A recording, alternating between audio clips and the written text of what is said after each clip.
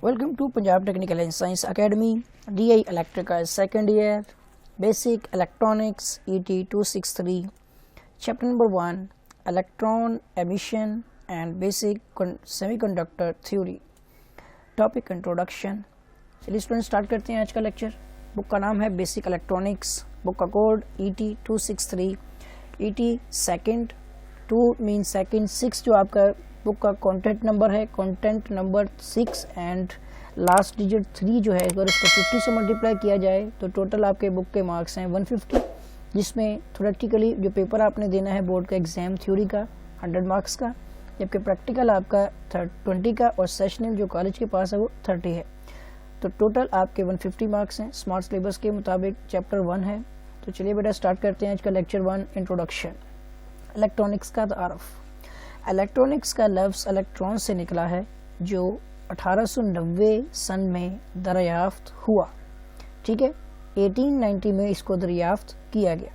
Electronics अपने वसी तर मफहूम के एतबार से इंजीनियरिंग और साइंस की वो शाख है जिसका ताल्लुक इलेक्ट्रॉन डिवाइसेस यानी आलात और इनके इस्तेमालात या इनसे हासिल होने वाले इस्तिफादा यानी यूटिलाइजेशन के साथ होता है.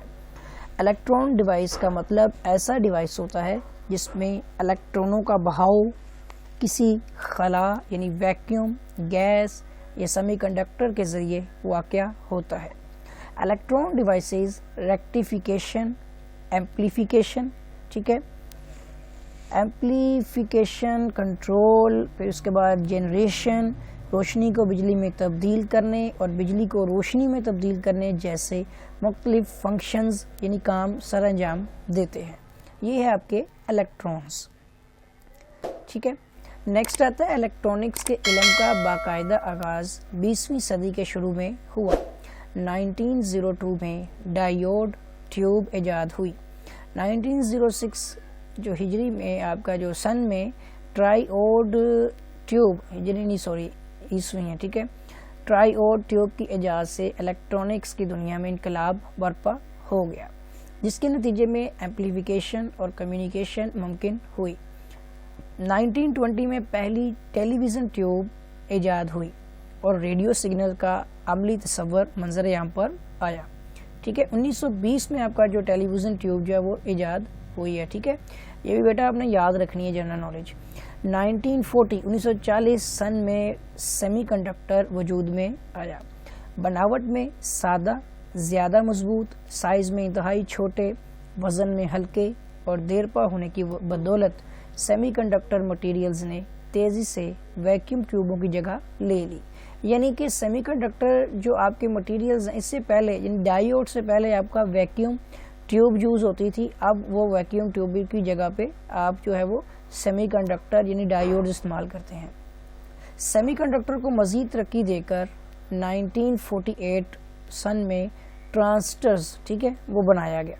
1956 में बेल लेबॉर्ट्रीज़ ने सिलिकॉन कंट्रोल्ड रेक्टिफायर SCR बनाकर एक नुमाया कारनामा सर अंजाम दिया, जिसके बाद आपका IC बनेगा. ठीक है, 1960 में इंटीग्रेटेड सर्किट यानी IC ईजाद हुआ, जिसकी वजह से या जिसकी मदद से चलने वाले छोटे आलात, मसलन आपकी सुनने वाले आलात में घड़ियां हैं, ठीक है, calculators, radio, video cassette recorders, television, receivers, micro computers और कंट्रोल सिस्टम्स वगैरह ने नुमाया मकबूलियत हासिल की.